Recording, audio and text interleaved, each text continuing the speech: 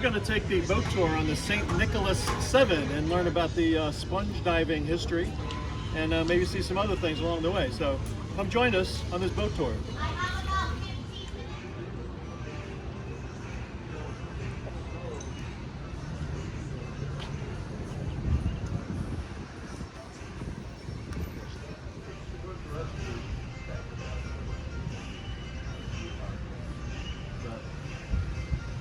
Let's enjoy the trip.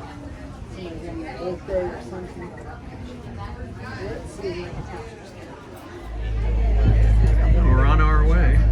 On the left is the sponge docks and all the boats docked along the sponge boat dock.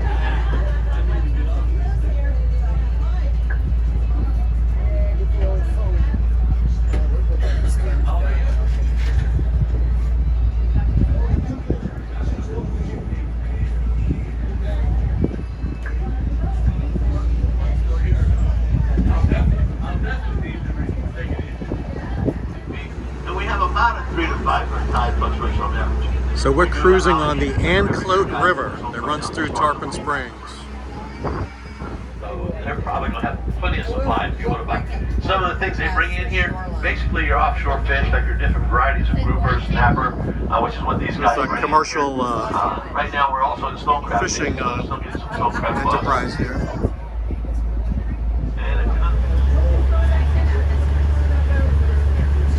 So it's a red grouper.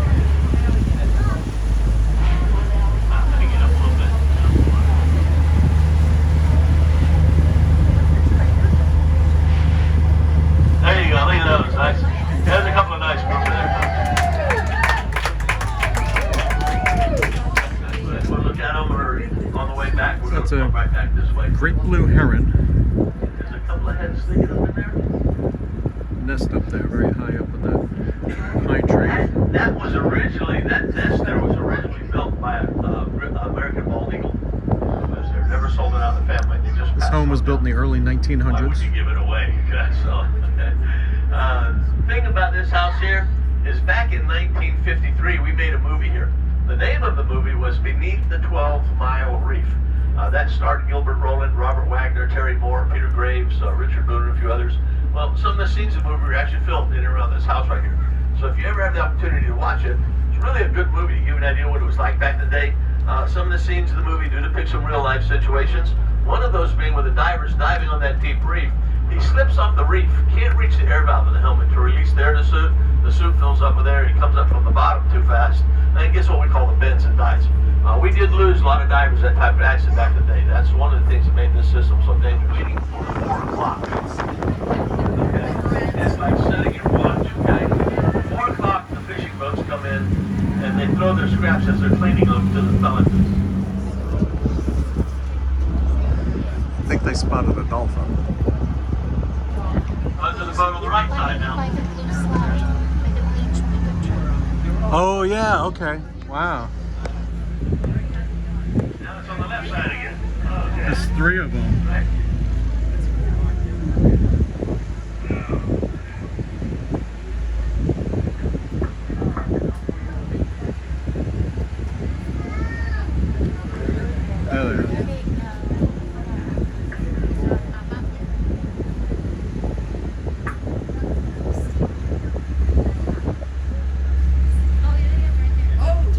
Yeah, there's 3 of them right here.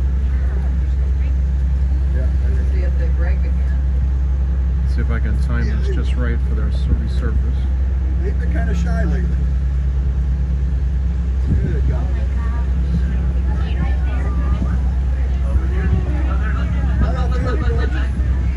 Right in Quick, front kids, of come on them. the other side. Quick, hurry,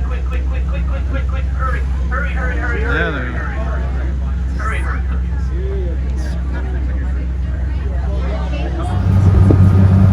Alright, so a little history about our sponge industry. You know, sponging has been going on for thousands of years, nothing new. But here in the United States, it is relatively new. We actually didn't start sponging over here until around 1820 when they discovered some sponges down in the Florida Keys. Now, the methods that they used to harvest sponges back then were a lot different because at that time there was no diving helmet or suit. Okay? The diving helmet, or at least the first prototype of it, was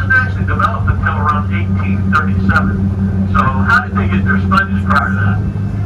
Well, over in the Mediterranean, the Greeks over there, they would just free dive, okay? They would hold their breath, hang on to rock, help you up to the bottom, they'd cut some sponges, and then they'd swim back up with them. Over here, down in the Keys, a lot different. Down there, you had shallow water, okay? No reason not to dive in shallow water, but a lot of these are what the Greeks were diving in, except for maybe these guys either couldn't swim or they're just afraid of all the sharks and barracudas on there. So, for whatever reason, they didn't get out of the boat, they stayed in the boat to get their sponges. So what they did was they used the method we called hooking. And basically all that was is they would have a small rowboat or a dinghy, we called it a hook boat, and they'd have two guys in it. One of them would row the boat around with the oars, the other would sit in the front of the boat with a glass bottom bucket and a long pole about 20 to 40 feet long with a hook on the end of it, kind of like our diver's hook here. What they would do is they would row around in those shallow areas down there. The guy in the front of the boat would take the bucket, he'd stick it into the water searching for a sponge. Whenever he spotted one, he'd just grab that long pole, stick it down there, hook on the sponge, and pull it loose from the bottom. Now, that was okay for the area they were working in because it was shallow water, but that was one of the limitations. You could only work in about 30 feet or less, use that method. Anything deeper than that was really just too difficult to try to handle a longer pole to cut a sponge, okay?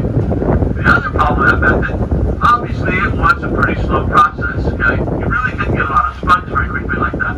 But back in the 1820s, probably didn't matter a whole lot, they didn't really have a great demand for sponge at the time. Well, after the development of the diving helm in 1837, they had some improvements in the design to what we're going to show you today. When the Greeks found out about that, they got all excited to say, oh, you know, this is great, we don't have to hold our breath anymore. So they started using this type of diving apparatus over there around the mid-1860s. Now, at that time, our industry here was still really pretty small, not much going on, so they didn't really know about us over here, and we didn't know anything about using this type of equipment to harvest sponges, so everybody pretty much kept their own area and did their own thing. Well, that was going to change.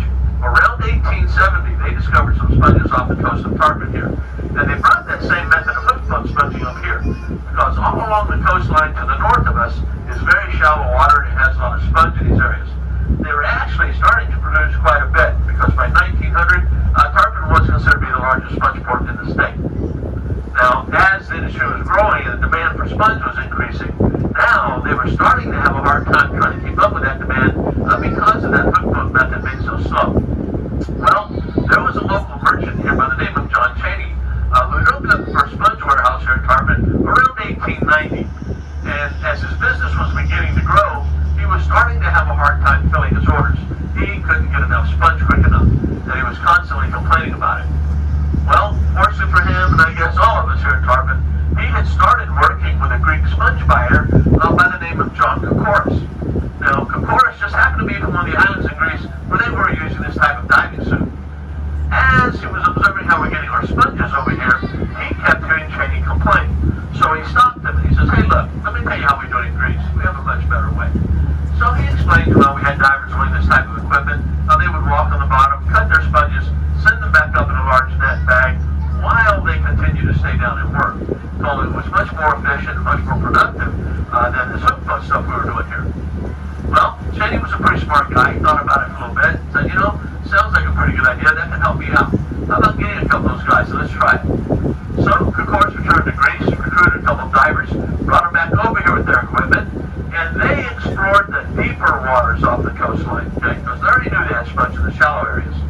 Well, what they found out there were actually some of the richest sponge beds in the world. As you can imagine, they'd never been harvested before. So you had millions of pieces of sponge out there just waiting to get picked. Now, these guys got excited about all these sponges, but then they quickly realized two divers couldn't get them all. They were going to need a lot more help. So what they do, they sent back to Greece with the rest of us. So this is why you have all the Greeks here in Tarpon, okay? We were brought here to work the sponge industry because of the increased productivity of our divers, which actually worked out really well, because if it hadn't been for that, we wouldn't have any Greek restaurants or pastry shops for you. Okay? So in the distance is Anclove Key, and that's the Anclove Key Lighthouse. Yeah.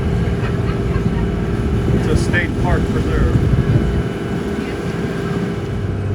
It's a good. All right, so the wall sponge here, That's the coral that it adheres to. It's actually a mammal, a multi-celled animal. Very cute. right of us, about 40 yards in from very the wet. shoreline, underneath those big Or you pine just pull it trees. out of the water? You'll see there's that ground kind of raises up, and those pine trees are growing on it.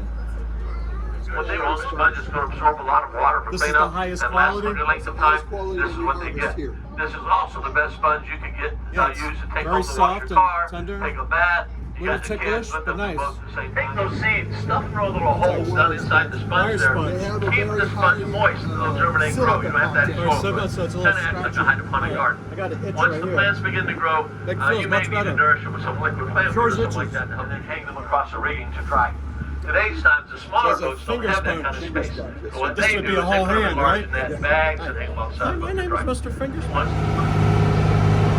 So there's the diving suit. Is that pretty heavy too? 18 pounds. 18 pounds. Wow.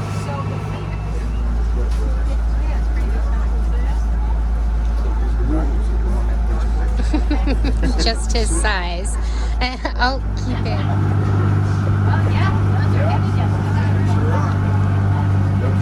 How are you supposed to jump around in these? Yeah, you're not going to There's no jumping down here. Is that steel or what is that, That iron? is steel. Okay.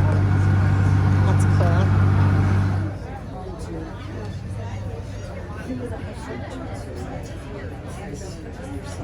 ours isn't quite that heavy. On the right side of the 38-pound there's a helmet. little window. There's a little valve there. That's how the diver controls the air volume in the suit. Be able to control his ascent, descent in the water. I'll explain more about that in a moment. Now, We had, I was too big for the suit, so we had Take a a little look like a big volunteer tough guy. take my place. can you stand up?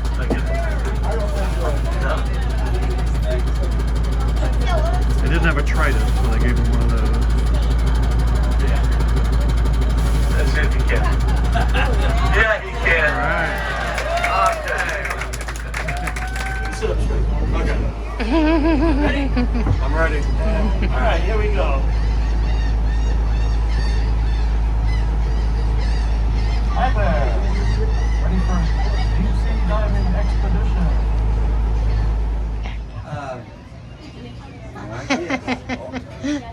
Thank you. And so we're heading back. I hope you enjoyed this boat tour with the St. Nicholas 7. If you do, please click like, subscribe to our channel, and we will see you on our next adventure.